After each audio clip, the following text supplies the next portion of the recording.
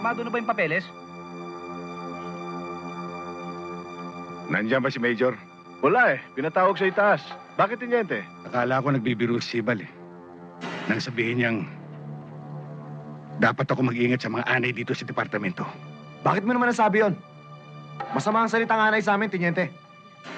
Ang ibig sabihin nun, traidor. Bukod sa sinisira mo ng departamento, pati kasama kinakalaban. Ganyan ang anay. Alam ko.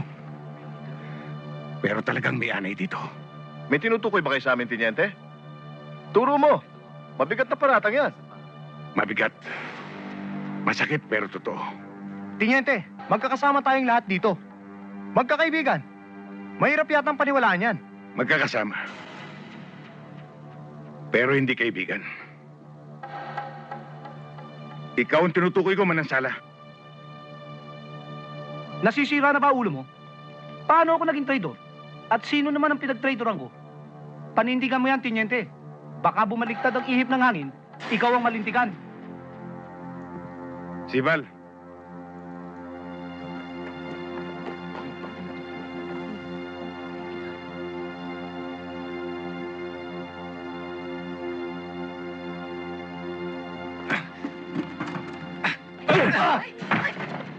Sana kikilos! Tumigil na yan! Magkakasama tayo eh. Konting lamig lang. Tumigil ka! Baba mo yan! Manansala! Huwag kang bubunot.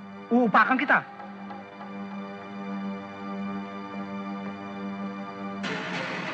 Huwag kang gagalaw, Sibal.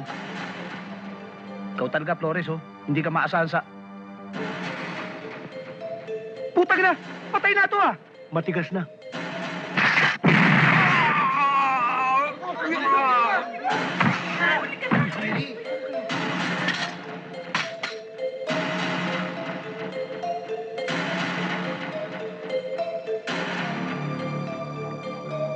Boy, isama mo na ito.